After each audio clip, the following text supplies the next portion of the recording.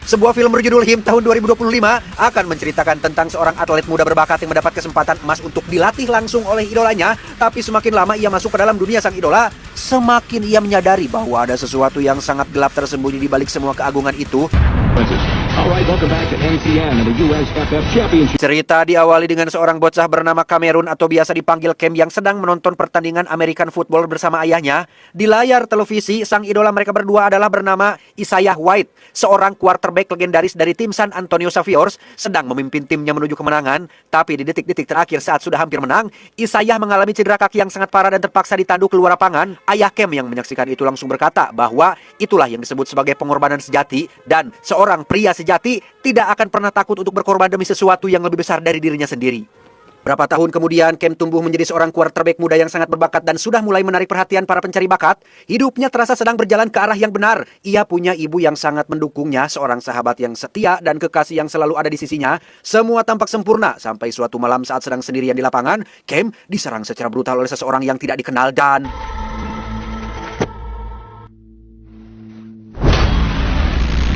Cam pun mengalami cedera kepala yang sangat serius dan sempat dikhawatirkan akan mengakhiri karirnya sebelum benar-benar dimulai. Tom yang merupakan agen pribadi Cam pun harus mengadakan jumpa pers untuk menjelaskan terkait kondisi Cam saat ini yang dibilang masih baik-baik saja, padahal tidak. Di tengah keputusasaan itulah muncul sebuah tawaran yang tidak pernah ia bayangkan sebelumnya. Isaiah White, legenda yang sudah ia idolakan sejak kecil, secara pribadi mengundangnya untuk berlatih di komplek pribadinya selama 1 minggu sebelum masa pensiunnya tiba. Say mother. We going to the league! Berlokasi di padang gurun, Cam akhirnya tiba di komplek pribadi Isaiah yang terpencil dan terisolasi dari dunia luar. Sempat dikerubuti oleh sejumlah penggemar fanatik Isaiah, Cam mencoba untuk tetap tenang dan masuk ke dalam rumah Isaiah yang punya desain unik dan tidak biasa.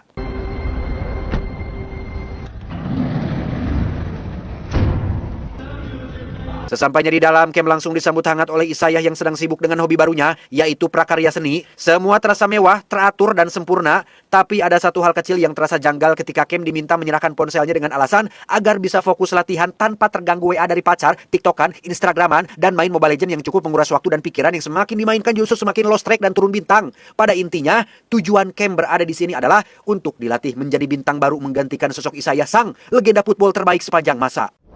Hari pertama latihan, Cam benar-benar menikmati kebersamaannya dengan sang idola. Mereka berdua latihan bareng dengan penuh semangat, kekompakan, dan kegembiraan, seolah tak ada hal penting lain selain American football. Selesai latihan, Cam dikenalkan pada dokter pribadi tim mereka yang bernama Marco yang langsung menyuruh Cam untuk membuka baju. Cam diukur panjang lengan, lingkar dada, lingkar leher, kadar lemak, serta tidak lupa sekalian diukur panjang dan ketebalan si ujang yang ternyata cukup signifikan untuk memastikan bahwa Cam memiliki fisik yang cocok untuk menjadi bintang baru pengganti Isaiah.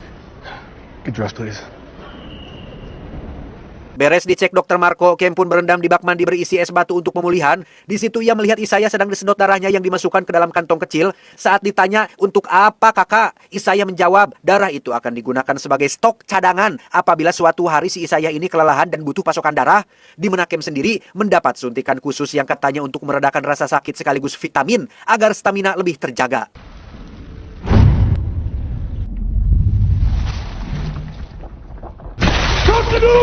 Hari kedua latihan, Cam ditemani Isaiah melakukan lari maraton sejauh 100 km di padang gurun. Sempat tumbang akibat kelelahan, Cam pun dibangunkan dan dibawa ke tempat latihan untuk diberikan suntikan vitamin, persis seperti kemarin agar tubuhnya tetap fit dan tidak mudah capek. I told you you'd thank me later.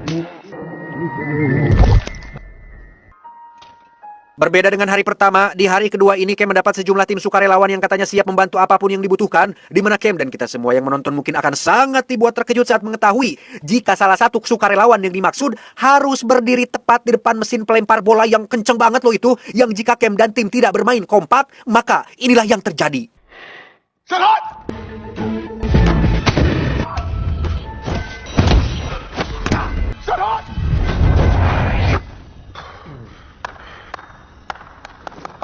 Alhasil, sukarelawan itu pun babak belur, tapi malah tertawa seolah tidak terjadi apa-apa. Bahkan Isaiah dengan sikap dinginnya seperti sudah biasa dengan hal itu dan menyuruh semua orang untuk langsung bubar. Let's go, guys. Good job. Good job. Sore menjelang malam, Cam pun dimasukkan ke dalam ruangan oksigen yang biasa dipakai atlet profesional untuk sebagai pemulihan. Dengan semua kejanggalan yang ia lihat dan alami sejauh ini, Cam mencoba untuk berhusnuzon alias berprasangka baik dengan menganggap mungkin memang seperti inilah cara atau metode yang dipakai oleh seorang bintang atau atlet yang sudah terkenal, di mana Cam mulai mengalami halusinasi akibat dari cedera kepala yang belum sembuh total sehingga And don't forget, I love you.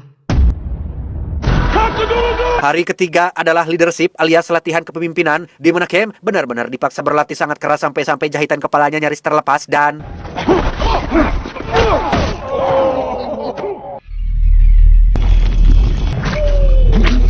melihat Cam hampir menyerah, Isaiah pun memberikan kata-kata penyemangat bahwa seorang leader atau pemimpin harus punya jiwa pantang menyerah supaya jadi dorongan untuk anggota tim yang lain. Bahkan Cam direndahkan serendah-rendahnya supaya timbul emosi, sehingga ketika Cam marah dan mulai tidak terkendali, adrenalin pun seketika terpacu dan inilah yang Cam lakukan.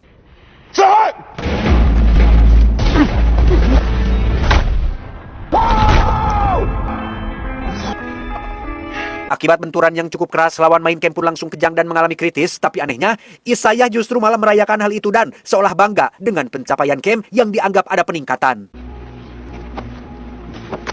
Fucking proud of you. Fucking proud of you. Selesai latihan, Cam terlihat sedang melakukan relaksasi di ruangan sauna tepat saat muncul seorang wanita dan dua pemuda yang tak kapan dan bagaimana mereka bisa masuk. Dan tiba-tiba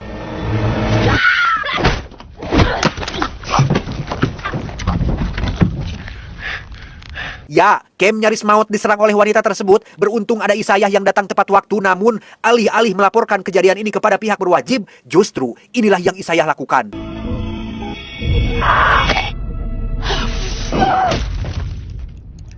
Kedua pemuda tadi pun langsung menghampiri si wanita yang ternyata adalah ibu kandungnya, di mana mereka bertiga merupakan penggemar fanatik Isaiah yang masih belum bisa menerima keputusan pensiunnya dan sosoknya akan menjadi penggantinya. Namun yang membuat Cam semakin terguncang adalah saat melihat ekspresi Isaiah yang masih saja sangat dingin dan seolah tidak menyesali perbuatannya. Memasuki hari keempat, yaitu latihan ketangguhan, Cam dan Isaiah terlihat berada di luar untuk berlatih menembak sasaran. Awalnya target mereka adalah boneka rusa, tapi langsung diganti dengan boneka tebal yang menyerupai bentuk manusia. Dan kata Isaiah, di dalam boneka itu ada wanita yang maut kemarin, sehingga Cam tidak perlu lagi untuk menembak sesuatu yang sudah tidak bernyawa. Paano natin mapipikayan may lakas ng loob para... Hari kelima, yaitu visi, Cam tidak lagi fokus pada latihan fisik, melainkan lebih pada mental dan psikologis untuk menyiapkannya sebagai bintang baru menggantikan sosok Isaiah. Selain menjalani sesi foto untuk iklan, poster, dan konten media sosial, Cam juga menjalani latihan wawancara untuk membentuk aspek komersial dan citra diri yang secara tidak langsung Cam dipaksa membunuh karakter dan kepribadian aslinya untuk menjadi orang lain sesuai perintah dari manajemen. Beres dengan sesi foto dan wawancara, Cam pun bertemu dengan istri Isaiah yang bernama Elise. Ini pematuknya. Elsie mengajak Cam pergi keluar, lebih tepatnya ke sebuah pesta rahasia yang hanya dihadiri oleh segelintir orang-orang tertentu. Di sana Cam sempat bertemu dengan Marco si dokter yang diam-diam memperingatkan Cam agar secepatnya pergi jauh sebelum terlambat. Namun karena tidak mengerti apa maksudnya, Cam pun tidak mengindahkan peringatan tersebut.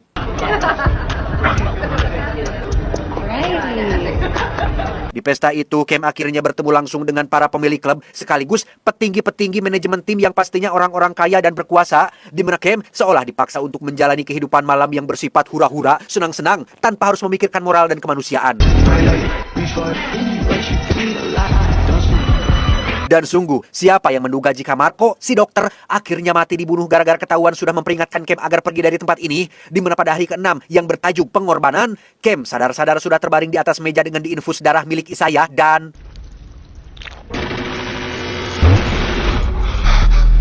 Berlokasi di ruang pemulihan, disinilah akhirnya semua diungkap langsung dari mulut Isaiah bahwa dirinya bukan hanya legenda football, melainkan bagian dari sebuah ritual kuno yang sudah berlangsung turun-temurun. Suntikan yang selama ini diberikan kepada Cam adalah darah milik Isaiah sendiri yang sengaja ditransfer sebagai warisan sang legenda kepada calon penerusnya.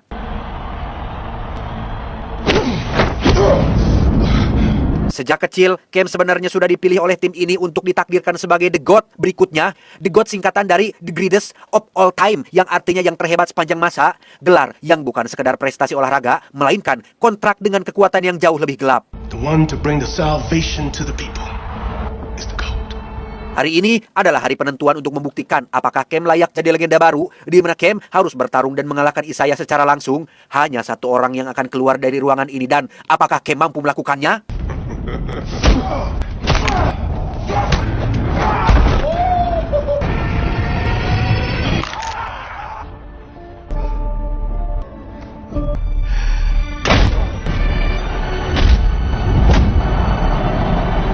Meski cukup alot, Kem akhirnya berhasil menumbangkan Isaiah dan berjalan keluar menuju tempat para petinggi klub sudah menunggunya di sana.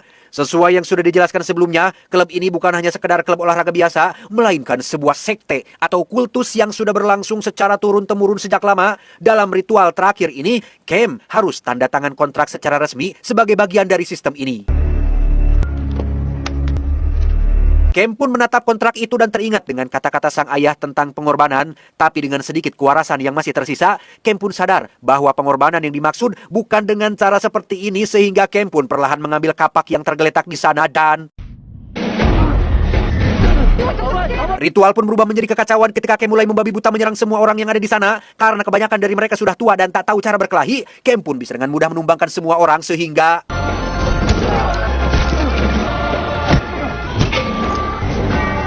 tersisa Tom yang merupakan agen pribadi olahraganya. Kem sengaja tidak melakukan apa-apa, bukan untuk dibiarkan hidup dan kasihan, tapi untuk diserahkan kepada iblis yang mereka sembah selama puluhan tahun. Dan inilah akhir dari sekte sesat tersebut.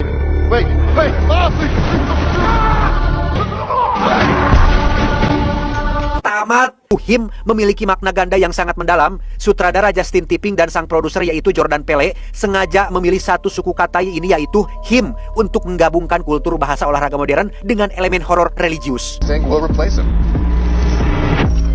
Di dunia olahraga nyata saat ini termasuk NFL dan NBA, kata Him merupakan istilah populer yang merujuk pada seorang pemain yang luar biasa dominan, sang penyelamat tim, atau bisa juga sosok terpilih yang bisa melakukan hal-hal mustahil di lapangan.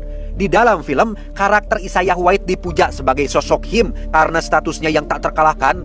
Camp tempat latihan tersebut diadakan untuk melatih Kem alias Cameron agar melepaskan keraguan dirinya dan bertransformasi menjadi sosok Him baru yang berhak mewarisi tahta tersebut. Dalam literatur teologi atau keagamaan Kristen, kata ganti seperti he, him, dan his selalu ditulis menggunakan huruf kapital jika digunakan untuk merujuk pada Tuhan sebagai otoritas tertinggi. Dalam film, judul ini adalah satir tajam mengenai bagaimana industri olahraga modern telah bergeser menjadi sebuah dalam tanda kutip agama baru. Para atlet tidak lagi dianggap sekadar manusia berbakat, melainkan disembah seperti dewa oleh para penggemarnya. Pertanyaan moral di film ini bukan lagi tentang siapa dia, melainkan siapa Tuhan di tempat ini. I don't want to jump ahead of myself, but I gotta say it. We could be watching the beginning. Sebelum resmi diberi judul Him, proyek film horor ini awalnya diproduksi dengan judul God, singkatan dari Greatest All of Time, alias yang terbaik sepanjang masa. Jordan Peele sang produser menjelaskan bahwa sosok Him adalah perwujudan mutlak dari istilah God. Namun karena film ini adalah film horor, kata Goat atau God atau kambing ditarik ke arah okultisme. Siapapun yang meminum darah kolektif para God terdahulu akan mewarisi kemampuan yang melampaui batas kemanusiaan dan menjadi sosok Him yang baru. Singkatnya, judul Him adalah sebuah satir mengerikan tentang seorang atlet muda yang mengejar pengakuan untuk menjadi yang terbaik tanpa menyadari bahwa ia sedang menyerahkan jiwanya ke dalam ritual sekte untuk dijadikan berhala Tuhan palsu yang siap dieksploitasi.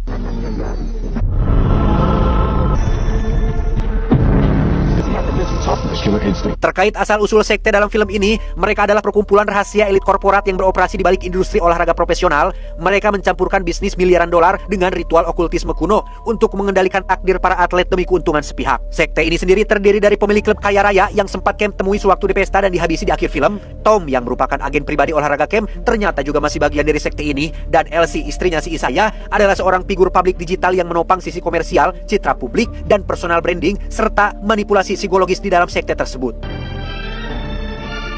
Di permukaan mereka tampak seperti manajemen olahraga yang sukses memoles atlet menjadi dewa lapangan. Namun di balik layar mereka memperlakukan atlet kulit hitam berbakat sebagai sumber daya komunitas yang bisa dikuras habis energinya.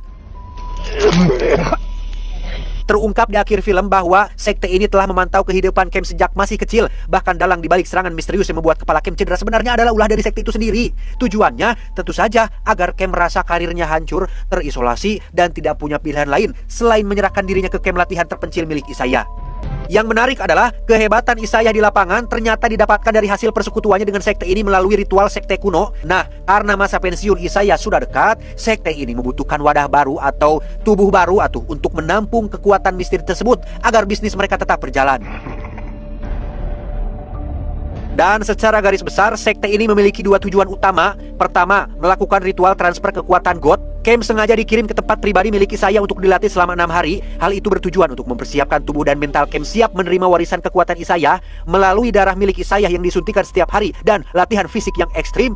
Sekte ini bertujuan untuk menghancurkan sisa empati kemanusiaan dalam diri Kem. Mereka ingin membentuk Kem menjadi sosok him yang baru dan menjadi sebuah mesin pembunuh yang brutal di lapangan. Kedua, eksploitasi finansial dan kontrol total. Sekte ini bertujuan mempertahankan dominasi kekuasaan mereka di industri olahraga dengan cara menyodorkan kontrak magis di akhir film. Tujuannya adalah untuk mengikat jiwa Kem selamanya, karena melalui kendali penuh atas atlet berstatus dewa, mereka, para manajemen bisa meraup keuntungan finansial tanpa batas dari sponsor, tiket, hak siar, dan lain-lain lah. Mereka memegang hierarki tertinggi, sementara untuk para atlet, seberapapun hebatnya mereka dipuja bak Tuhan oleh para fans, pada akhirnya mereka hanyalah properti atau budak korporat yang masa pakainya diatur oleh sekte tersebut.